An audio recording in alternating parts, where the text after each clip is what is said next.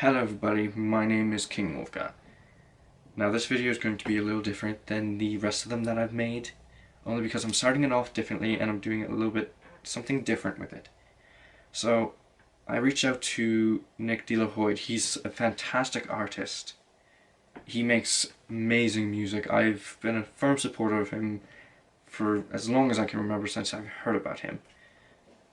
Back when By My Side was one of his greatest hits. I think it still is, technically. But I reached out to him for permission to use his music in my video, this one specifically. And he agreed, he said yes, so I'm putting down in the description below, I'm putting a link for his social media, his website, and to his YouTube channel so that you guys can find his videos on his music and all that, his music videos. And I'm also going to be putting down in the description the name of the songs in order that I use, because I know there's at least 2 of them that I'm probably going to be using because of the length of this video. So thank you again, Nick De La Hoyd, and let me know if I'm butchering that name. Let me know the actual pronunciation if I got it wrong. I don't like mispronouncing people's names. Now, if you made it this far into the video, this is a trigger warning. This is a trigger warning because it's going to be diving into my personal life even further than I've done in any video, and it's going to be an emotional video. So if you don't like videos like that, and if you don't feel like crying today, I would suggest not watching this video. However, those of you who are brave enough to strive along, I appreciate you. Because this is going to be one hell of a bumpy road. Now, I'm only going to be diving into a certain part of my life. I'm not going to be going into great detail on certain things, but it's mainly going to be one straight line, but it's going to be emotional. Now, with that said, I hope you guys enjoy the video.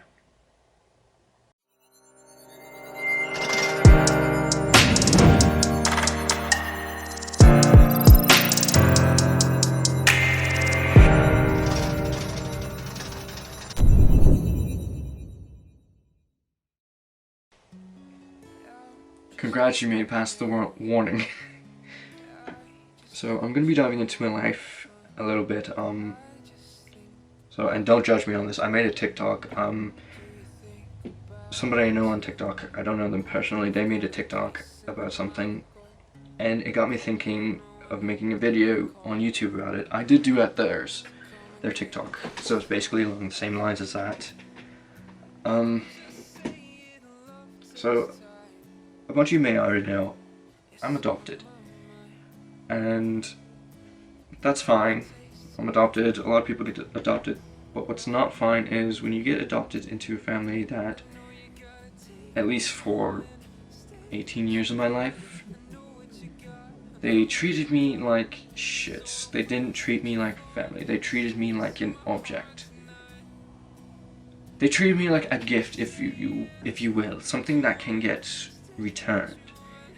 And I went through the majority of my life not knowing what actual love and compassion was.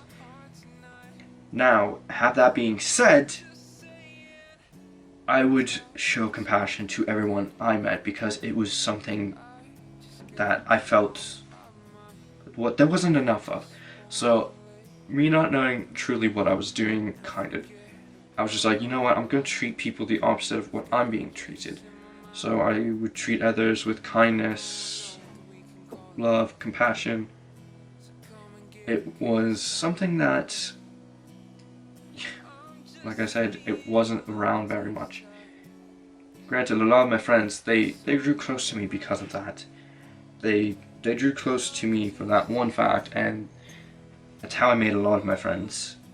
But there's only been a select handful that have become family. They've opened their arms, their homes, their food to me. Somebody who, at the time, and I still kind of feel this way, somebody who didn't deserve such kindness because he wasn't used to it. Now I'm going to backtrack a little bit because I mentioned I was adopted. Now this is going to be a storyline that goes all over the place because that's how I tell stories. Get with it. I need that in my hand. So I was adopted, and the reason why I was adopted was because both of my parents, they had passed away. So I grew up, a lot of people who are adopted, they get a chance to meet the parents, and sure enough, the parents aren't what they imagined. Me, I never got a chance to meet my biological parents because they had passed away by the time I was 1 year old. They passed away, and I think when I was around in grade 11, I actually lost my sister. We were in the wrong place at the wrong time when I went to go see her and found her. And events happened. Now I'll dive into that in probably a different video down the road, because that will literally make me bring out the tears right away. But that's a little backstory on why I was adopted. So going back to in elementary school, I was the outcast. I was the outsider. Nobody really, everyone was drawn to me. They liked me kind of, but I was also the quiet kid. I was diagnosed with ADHD. I don't have ADHD. I was misdiagnosed with it because I haven't taken medication in almost a decade. And here I am. I'm not bouncing. I'm not extremely hyper. I do have things in my hand only because I suffered a concussion, and this distracts me from the insane migraine in my head. But yeah, I was misdiagnosed with ADHD, so I was like a zombie in school. So a lot of people, they were drawn to me, but they wouldn't strike up too many conversations with me, especially in elementary school. It wasn't until junior high when I was living with when my cousin started living with us. He experienced what I was experiencing. Because he wasn't their child, they were not so nice to him. So with that being said, me and him, we drew very, very close. I know there was a kid in school that did not like him because he was a short little black kid. That infuriated me because not only is that racist, but just because he's short. But that being said, I'm going to say that a lot.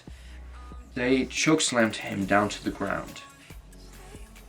And they brought tears to his eyes, and that infuriated me. I had an anger problem prior to this event.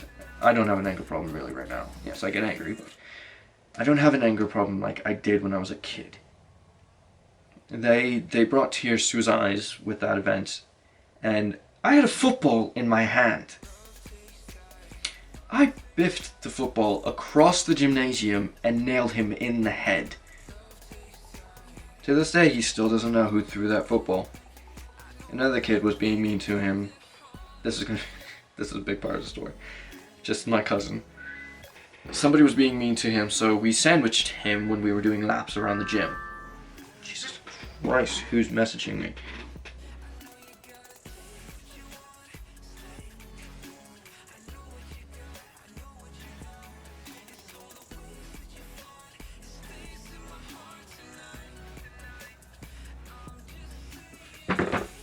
So we sandwiched him doing laps in the gymnasium, and so those of you who don't know what sandwiching is the guy's the marker, this is me, this is my cousin.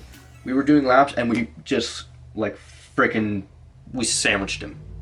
We slammed into him, both at the same time on either side, and he just dropped, and we just kept on doing our laps. Like, you did not screw with us in school. You did not. And he ended up getting in a fight with somebody. No, I need to backtrack. Somebody, the same guy that I nailed in the head with the football, he pushed him in the lineup, and I pushed into him, and I nailed him into the door. I was pretty much a quiet brute in school. A lot of people don't know about these events because, again, I was a quiet guy. Nobody really paid attention to me all too much. Now, that same guy that I nailed with the football kept on, this was during lunch, he was trying to get my cousin to fight him. At this point, I still don't recall all the events of this. He was getting my cousin, he's like kind of just like tired, little bit shoved him. He shoved him and I got between them two. And I would guess I was like just about his height, maybe just slightly shorter than him. I can't really remember. But I was staring him dead in the eyes with this like solid look, like I'm about to F you up. The bell rang, and instead of him engaging, he just went and walked away. And then somebody after that happened came up to me and they're like, you had the scariest look in your eyes. I'm pretty sure I shit myself. I was like, I can't even recall what actually just happened. So after that, a different person wanted to fight my cousin. They actually swung at him and he got in a fight. He was doing fine in the fight. And eventually the buddy got over him in a hold and was just like wailing on him, and something clicked in me. And I swung and I slammed on them. I hit Buddy in the back and they both fall down to the ground, and then somebody else comes in, smucks me right about here, and I go flying backwards. And I get right back up, I'm ready to go in, and then the teacher comes out, and before the teacher comes out, Buddy's like, oh, I like this one, he's got fight in him. Truth be told, I probably would have devastated him. He would have been on the floor. Because once I click, there's no turning back. Unless, you know, a teacher comes in. Teacher came out, said we weren't supposed to be fighting, and this was after school, so teachers just come out and was going to make a recollection of it. We had to go to the principal's office the next day. My mother wasn't too happy about the events, but yeah. So I should probably iterate, whenever anything went bad in the house, we'd get beatings and crap like that. That's kind of fine, but to the extent of they were over the top beatings. Like, yeah, slap on the wrist, that's fine. But for those of you who know what I'm talking about, a wooden spoon across the ass over 100 times? That's over the top. That's psychological damage. Okay, so now that was in junior high. In grade 8 is when my cousin moved in with, about mid-year he moved in with his mother, and he moved to Ontario. So, yes, I live in Canada. So at that point, the dynamic duo got split apart. Now this is when I started meeting my family. Now, one of them I met in grade 5. I lost track of him. He moved somewhere and he moved back. His name was Justice. He became, over the years, he became more and more family. It wasn't until like recently that we actually became family. But the first family member I actually made in school would have been the person over there on the other side of that wall. Oh, the tears. His name is Joey. We've had our ups and downs, yes. We piss each other off. But that's what family does. Now, me and him in grade 9. Grade 9? Yeah, it was grade 9. Grade 9 is when we met in homeroom, and we kept on getting pushed around the room, basically, because we wouldn't shut up to each other. It started with, he was talking to somebody, and he got put to another part of the room, my side of the room, right next to me, and that's when we hit it off. Me and him, to this day, are amazing. We lost track of each other for a bit, but it's very, very weird. So, it's when I had my own place, and I think he was either with his dad or living by himself. Randomly, out of the blue, we both were thinking about each other. And we were about to message each other. He messaged me first. But we both were thinking about each other at the exact same time, and it was very, very weird. And it just... oh my god. If that doesn't say there's a kinship, I don't know what is. To this day, we call each other, we have nicknames. Sorry, I'm telling the world our nicknames. I call him Bucky Barnes and he calls me Captain America, Steve Rogers, and the Winter Soldier. And one of our sayings that we do is, I'm with you to the end of the line. Because we are. No matter what, thick through thin, we are always there. Yes, again, we piss each other off. But it's kind of a good piss each other off. But the other day we were laughing so damn hard. And it was like, you know what, I haven't laughed this hard in a long time. It was amazing. Now the reason why I'm bringing all this up, I will tell you basically at the end of the video, but there's an important thing here that I need to address. So he was the first member of my family that I made.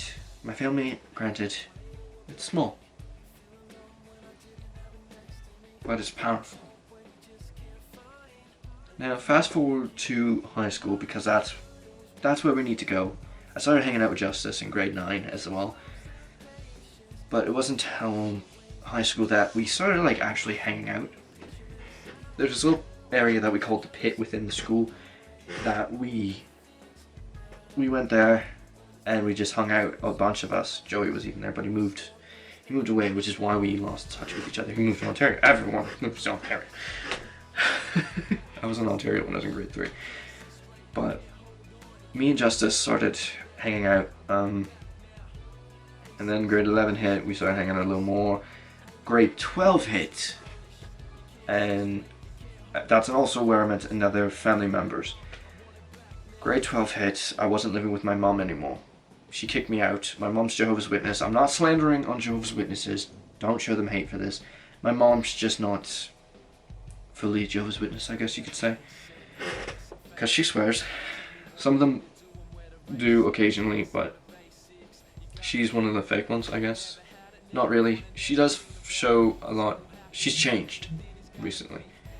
She's more Jehovah's Witness lately, but she kicked me out because I chose to study for my exams at school rather than go to a religious assembly.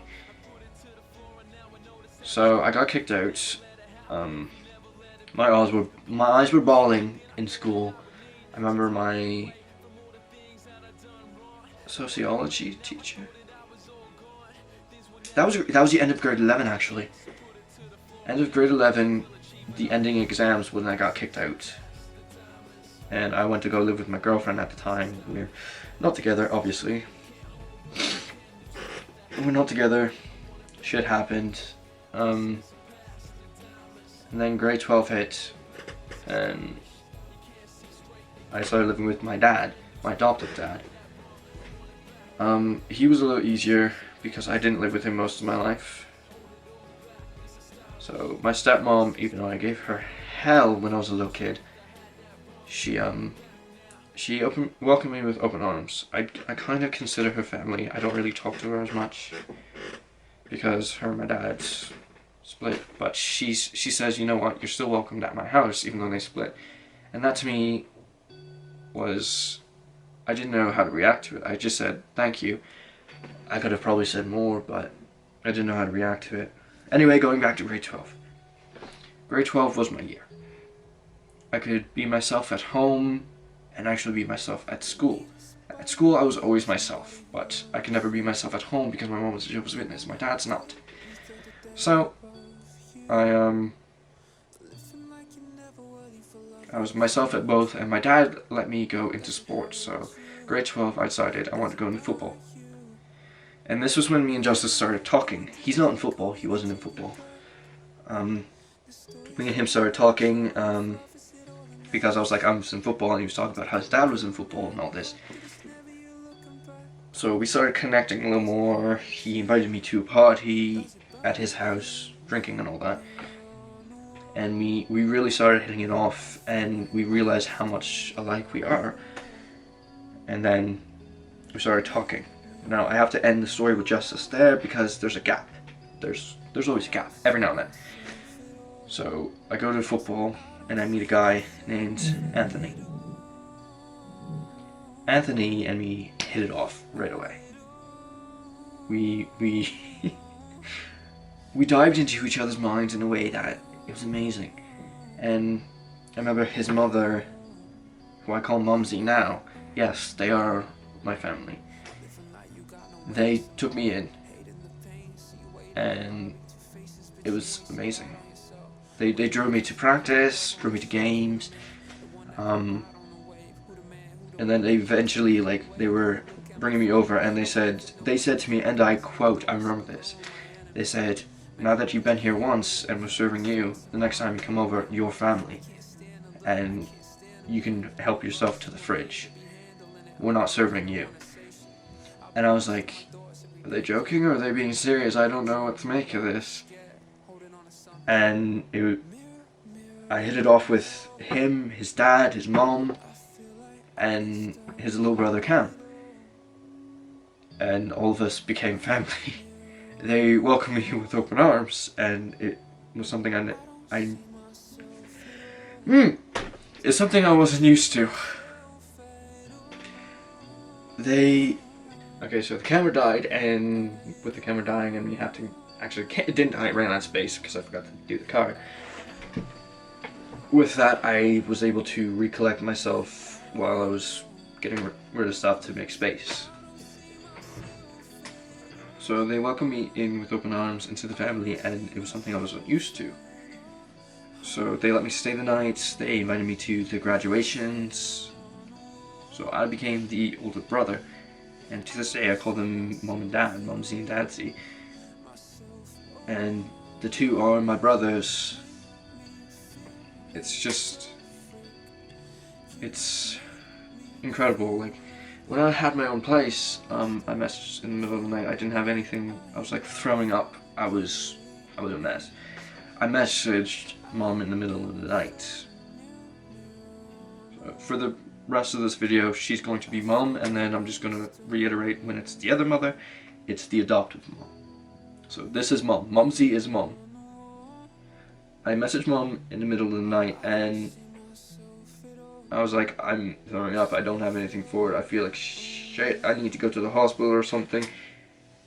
So she asked me questions, and I still remember Dad, he was talking to me the other time, like a bit ago, he was like, you know, she woke me up in the middle of the night saying one of our kids needs our help. He's like, and he was saying, no, he's fine, he should be fine, but no, she got his ass up and got to go to bring me gravel and Tylenol and all this shit. Pop.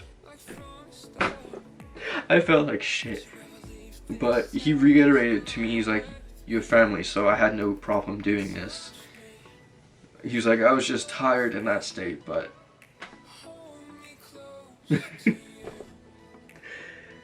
But they became family.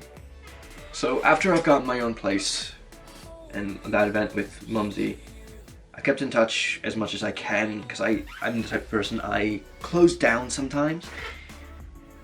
And I don't mean to, it's just a defense mechanism when I'm feeling down, which happens a lot.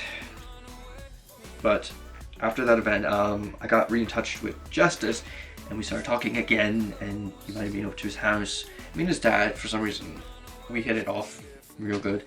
So he's like another dad of mine. So, after living in my place and events happening so I had cancer at one point, so I told Justice, and his girlfriend at the time, I remember her telling me, when he heard the news, he broke down because of how much he actually cares about me. And to me, I was like, what? Who would care about me? Because I was still in a state of, I did not care about myself, and I felt like nobody else should care about me. I still was new to the concept of people actually caring about me. And it was just, thinking about that now, it's like, why did you not care? I still don't really care about myself that much. I'm working on it. But either way, it's just like, why? And then, a few months later down the road, I think, my roommate, her boyfriend, beat the living shit out of me, landing me in the hospital. I almost lost my dog, Jasmine, that time. Because the SPCA came and got her because of the commotion that was happening in the house and apartment. and I landed in a hospital. Justice, he's a big dude. I'm putting pictures up so you can see what's going on. See what's going on, but see the people that I'm talking about. But Justice lost his shit. He wanted the name, he wanted to know where he was, he wanted to beat the ever living crap out of him because he hit me. He doesn't do that for everyone. Just a select few people. And again, I didn't know how to feel about this. I was a person, I don't hit back. At least I didn't. Nowadays, if you hit me, I'm gonna hit you right back. That day broke me. It broke a piece in me. Like, yeah, I'm the nice guy. I will restrain myself as much as I can before hitting you. But, well, if you hit my family, you're done. But I'm not used to the concept still. And thinking about it makes me get really teary-eyed. So, after that event, I moved in with my dad again because of shit going on with the apartment. We lost the apartment due to that happening. And after living with my dad for a little bit, I moved down to the valley. I so want to move back down to the valley because I love the countryside. It's so peaceful. It's where I grew to love, I still love mechanics, but I grew to love architecture. So I was living with my grandfather down in the valley, and me and him built 75% of his house together. And the barns, we did the roofing, we did the walls, we put in the windows, we did the electricity. That man taught me more in my life than I could have ever imagined. And I grew to love buildings. I even drew up plans for him to show him like the math of everything, because as smart as my grandfather is, math is not his strong suit. So math is where I kind of came in. I had the hammer and everything. I put in the shingles, put in the tar paper before putting on the shingles. We put on the we put on the faceplates on the on the roof. I keep hitting my desk. And we had to lift one of the baseboards, kind of like we had to inch it out. And I did that with a crowbar, a mini crowbar, and the crowbar slipped out. And I fell backwards because of the ladder. The ladder was not steady, and I smacked myself in the face. And now I have a scar a little bit right there on my nose. I didn't know it happened at the time.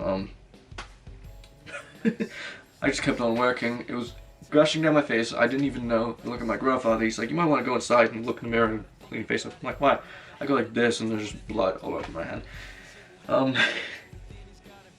But eventually, I moved back down to the city, back up to the city, because it's up on the map. I moved back up to the city, and I lived with two of my friends. And I eventually moved out. Justice seemed like I was sleeping on the floor. I don't have any really complaints because I didn't have much room. But he's like, "You know what, you need a bed and all this." And he talked to his dad. I didn't even ask him to. He did this on his own accord. He goes to his dad, and both his dad and him bring me into his dad's room. And they're like, "You know what? Did you want to stay here? Because you can stay here if you like. You'll have to pay rent and all that, but you know, they helped me out. They gave me a place to stay, and our love for one another, like, yeah, we have our moments. Every family does. We had our moments, but over time we just kept on. We grew to love each other more and more. His dad cares about me so much. He's just like his dad, Rob, is just like Justice. They're alike in a lot of ways. To the point where his dad said when I moved out, because of, everyone doesn't move out. His dad was like, "If you get hurt again, I want to know who it is because I will hurt them back." And I'm like, "I'm not used to this." And he's like, "No, I'm serious. I care about you." He oh my god. I'm still getting used to how much people actually care. Now, the cancer's gone. I forgot to mention that. But I did suffer a concussion, and it's affected me in a lot of ways. But fast forwarding to more recent events. I didn't know at the time that I made a post on Facebook, and this is where a real disclaimer is. This is on a very, very touchy subject.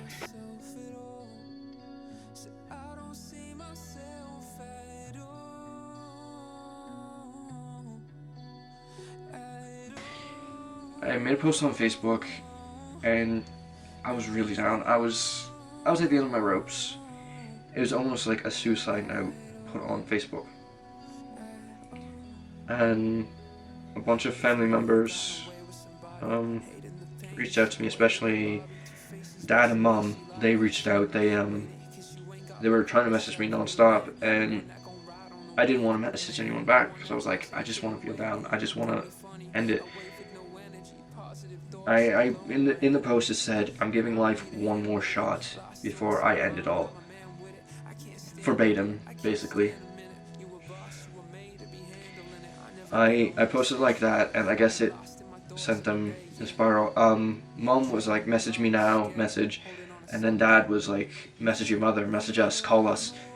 And then eventually he was messaged me. He's like, the last resort is going to be to call the cops, to send them to you to check to see if you're alright. And I was like, you know what, I'll message you. I'm not in the mood to message anyone. I'm feeling really, really down. And it kind of just showed me how much people really care. I don't know if it was just a panic or not, but I'm choosing to believe it was them actually caring. But I didn't know this at the time, but it was my subconscious reaching out. My subconscious was reaching out for help. And I thank those who did answer. However, there was one person who commented on it, and I deleted their comment because if I left it and I would have kept on seeing it, I wouldn't be here right now. And I'm sorry to say this type of things, but that is it. He said, get help. Now I know he was trying to be nice. He was trying to actually be like, you need help. Like, get some help. But the way he said it, he said, get help. He said, get help. Suicide is not a joke. Those are things you do not say to somebody when they have suicidal thoughts. Because that can push somebody right over the edge. You need to be careful with your words. So what I'm trying to bring from this video is family. There's a couple points I'm trying to bring from this video. Family is not blood. Family is what you make. Family are the people that are drawn to you or bring you in a way that Mom and Dad did, Justice and his dad did. The way me and Joey are connected to each other. It's not always blood relatives. But family isn't always blood. And you can take that as you will, but if it wasn't for the people that I call family today, I probably wouldn't be here. I'm doing a lot better, so you guys don't have to worry about that. The point of this video is to show that family isn't blood. Yes, I know I keep reiterating that, but I cannot stress that enough. Family are people who actually look out for each other, no matter what. Who deeply care for one another. And the other point to this video is about suicide. If you feel like you have suicidal tendencies, reach out, especially to that family. Like, I know without a doubt, those people, if I reach out to them, even if they're busy, they will stop what they are doing just to make sure that I'm okay. They'll give me my distance when I say I need it, but they will always check in. Because I remember Dad, he was messaging me, he was like, so the day-to-day check-ins start now, and he would like message me every day, just check in. And then Anthony, he started message me. He messaged me. He was like checking in on me, striking up conversations, seeing how I was doing. And I was in a rut, and my room just freaking, oof, it showed my mental state. It was a mess, cluttered, there was piled clothing on the floor. As much as I hate to admit that. I cleaned my room yesterday. I have to clean my coffee table, that's about it. But I never realized how much room there was on the floor, really. And it was amazing. I wasn't used to it, because my bed's on the opposite corner that my desk's in. So, and my TV's like right next to here. It's literally behind the camera. But it's amazing how we can actually show our mental state by how we act. Like, I choose to pretend to be happy when I'm not. I'm better today. I'm better. But we choose to push away the feelings to try to show others that we're happy when we're not. Because we don't want people to feel how we feel. And it's a strange thing. Everyone understands it. Most people. But none of us touch on it to a degree. So I cleaned my room, and it was kind of me saying, let's swap our mental state for something else, something better, something less cluttered. Less cluttered with bad and more open with goods. So if you take anything from this video,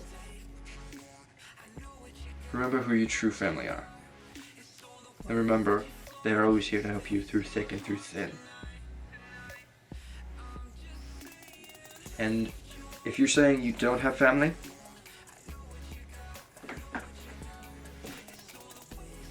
I have an email, and it's right in the About section of my channel. Email me. I will talk to you. I will become your friend.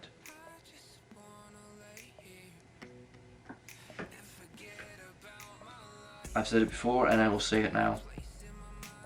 I am here for you.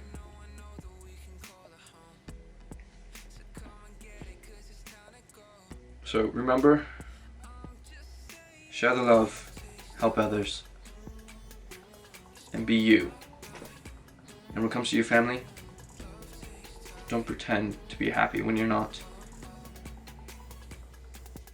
They're here. They're there for a reason. For you. Anyway, guys, thank you guys so much for watching on this train of an episode. I love you guys all so much. Joey, Justice, Rob, who I also call Father Odin. Sorry. Mom, Dad, Anthony, Cam, Selena. Love you guys. And as always, see all of you on the flip side.